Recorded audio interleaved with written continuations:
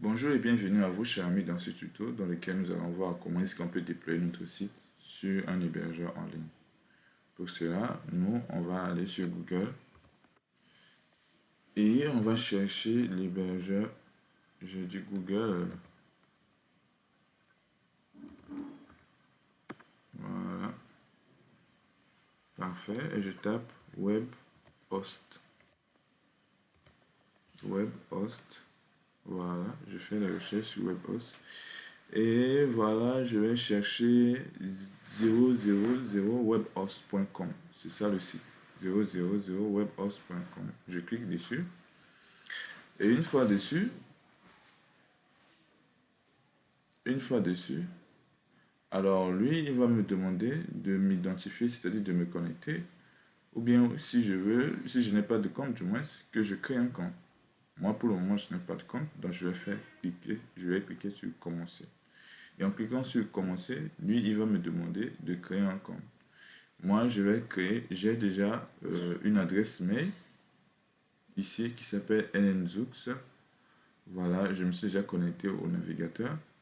Et donc, je vais m'inscrire en utilisant mon adresse mail. Si vous n'avez pas une adresse mail, il faut juste créer une adresse mail et vous venez ici pour vous inscrire. Vous cliquez sur s'identifier avec Google. Comme ça, nous, on va se connecter directement avec notre adresse mail. Voilà. Je vais cliquer sur celui-là.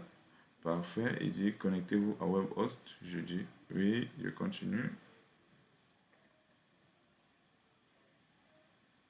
Parfait. Et lorsque il m'amène ici, il me dit oui, vous voulez commencer. Allez, commencez maintenant. Je vais faire commencer maintenant. Qu'est-ce qu'il va me demander? Il va me donner le nom, il va me demander le nom du site. Donc, c'est-à-dire que le nom qu'on va taper par exemple sur Google pour pouvoir accéder à notre site, est ce qu'il nous demande le nom du site web généré automatiquement s'il est vide. Nous, on va taper. Par exemple, je vais taper New Portfolio.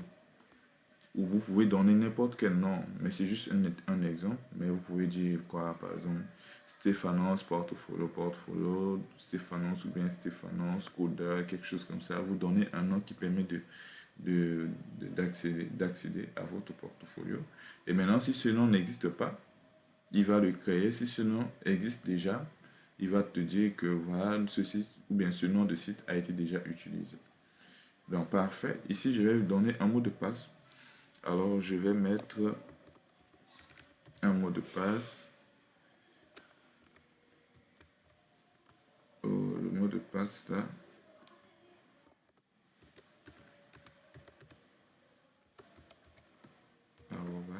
Voilà. Je fais la même chose.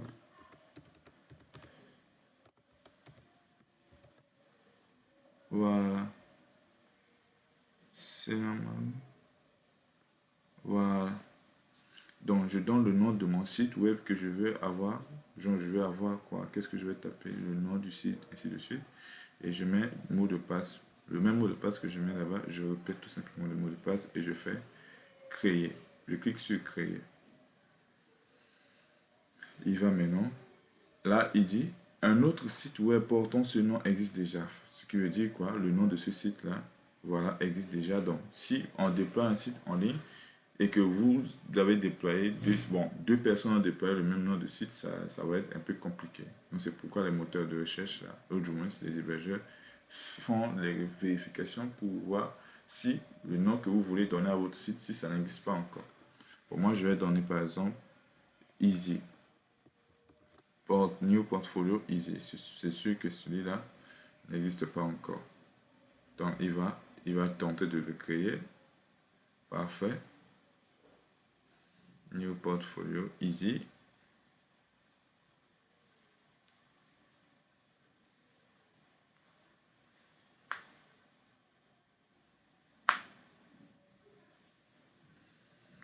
Là, il recherche tous les sites qui ont été déployés en ligne. Est-ce qu'il y a un site qui s'appelle New Portfolio Easy? Et là, il dit le nouveau site web a été créé. Ça veut dire qu'il n'a pas trouvé ce nom-là qui a été déjà pris par une autre personne. Donc, il crée un site avec ce nom de domaine.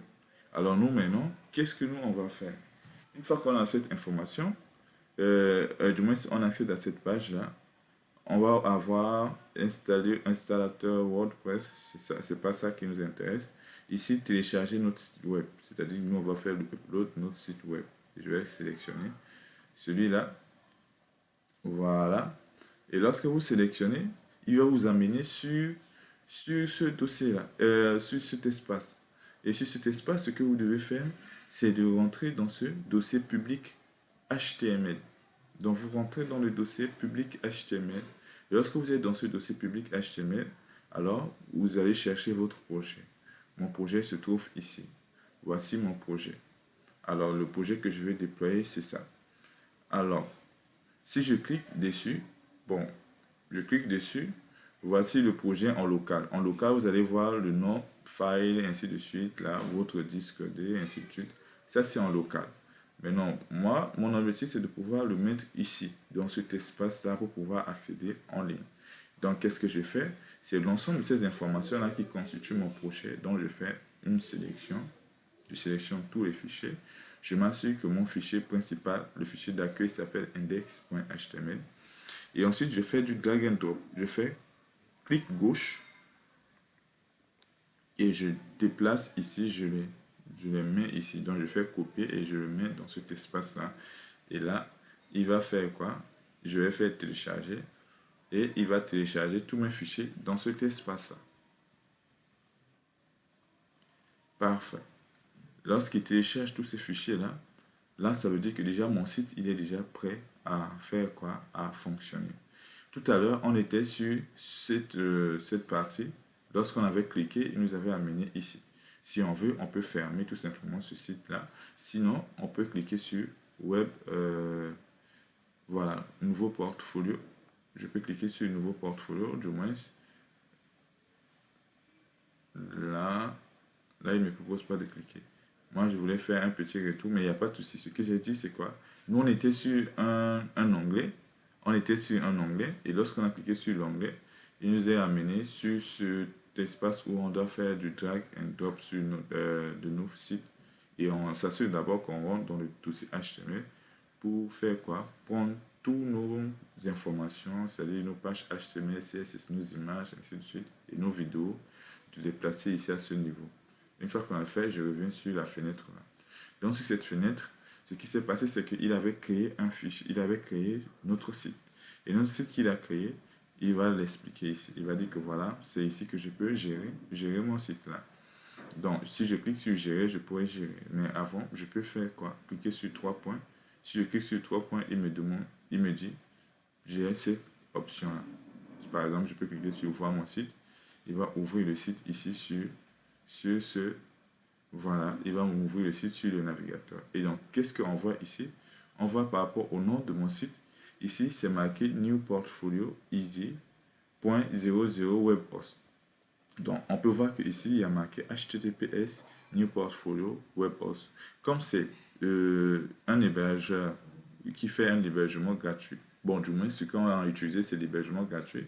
Donc, ce qu'il va faire, c'est que il va mettre le nom de leur site vers la fin de notre nom de domaine pour te montrer tout simplement que voilà, ce que tu utilises, c'est la version gratuite. Si tu payes, ils vont enlever ça et tu auras tout simplement newportfolioeasy.com directement.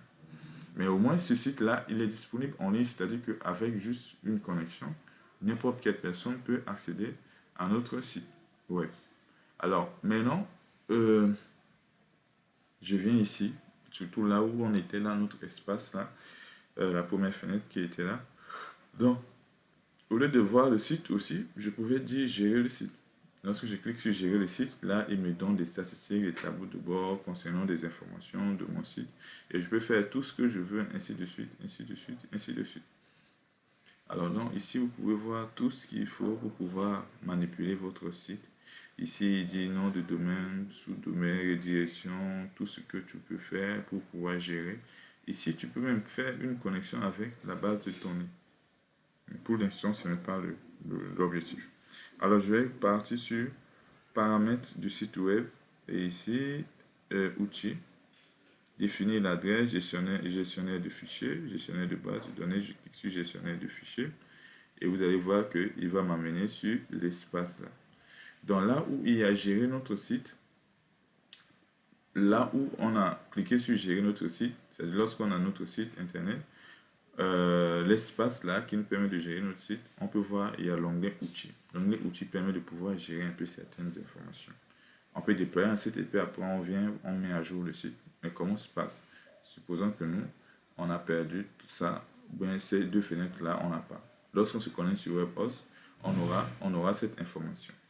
Pour faire encore en détail, je vais fermer le WebHost. Je vais faire ça, Google,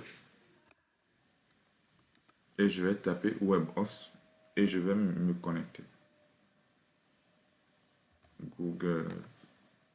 Et je vais taper cette fois-ci encore WebHost. C'est-à-dire que si je ferme la page et que je reviens ultérieurement,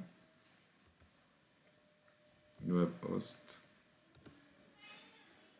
ce que j'ai à faire, ou bien quand je vais me connecter,